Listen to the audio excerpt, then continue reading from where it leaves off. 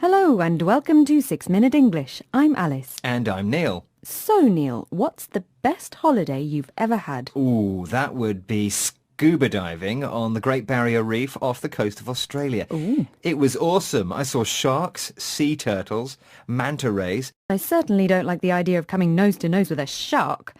But then diving isn't really my thing. I'm more into cultural holidays, visiting the ruins of ancient civilizations. Well, that's very worthy, Alice. But tourists are actually damaging a number of important sites around the world, tramping around, dropping litter, scribbling graffiti everywhere. I would never drop litter or scribble graffiti. Well, we're talking about World Heritage Sites today, which are places UNESCO considers to be at risk from various threats and in need of protection.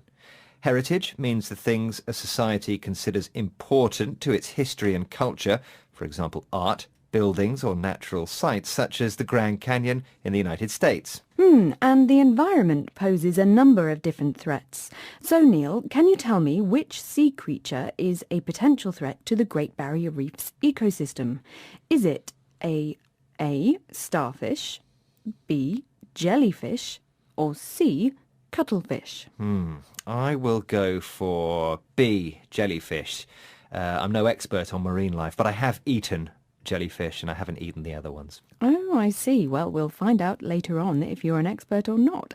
But let's listen now to BBC reporter Roger Harrabin talking about other types of threat to heritage sites. See how many you can spot. The most precious wonders of the natural world. Australia's Great Barrier Reef. America's spectacular Grand Canyon. The Barrier Reef of Belize in South America, second biggest on Earth. All facing threats from humans.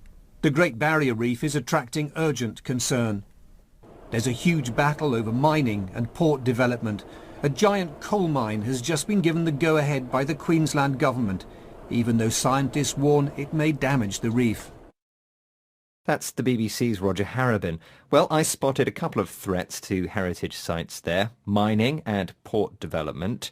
Now, any type of industrial activity can harm them by, for example, encroaching on the natural habitat of animals and plants living there, or by polluting the water that flows into the site. Mining is the process of extracting coal or other minerals from the ground, and if you encroach on something, it means you move beyond acceptable limits. The interesting thing is that World Heritage Sites only constitute 0.5% of the Earth's surface. So why can't people do their mining and industrial development on the remaining 99.5%? But there's one human industry that can actually be beneficial for precious sites. Tourism. But you said earlier that tourism was bad for heritage sites. I know, and I was right, up to a point. World Heritage Sites are some of tourism's main attractions, and more people are visiting them. So it's all about getting the balance right between generating money to maintain and restore the sites and minimising the impact of tourist activities. Such as littering and graffiti. Exactly.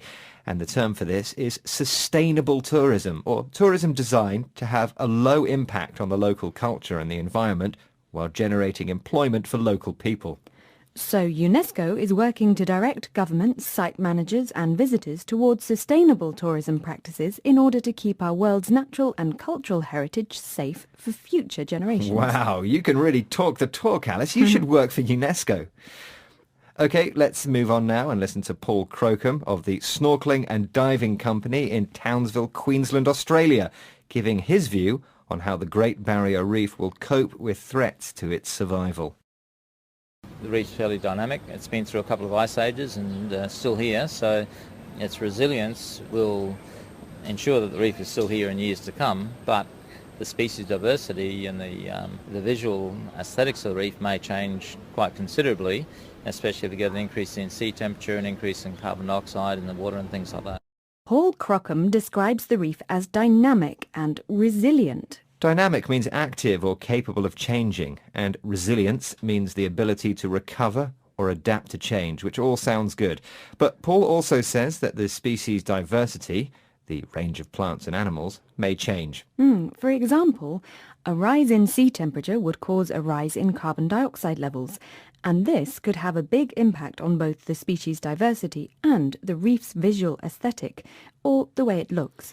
OK, I think it's time now for the answer to today's quiz question, Alice. Yes, I think so too.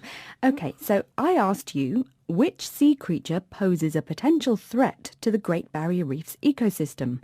Is it a type of A, starfish, B, jellyfish, or C, cuttlefish? And I said B, jellyfish. And you got stung, I'm afraid, Neil. Ow! The answer is starfish. The crown of thorns starfish preys on coral, and large outbreaks of these starfish can devastate reefs. Now, can you remind us of some of today's vocabulary, Neil? Sure. Heritage. Encroach on something. Sustainable tourism. Dynamic. Resilience. Species diversity. Visual aesthetic. Well, that's the end of today's 6-Minute English. Don't forget to join us again soon. Bye. Goodbye. 6 Minute English from bbclearningenglish.com.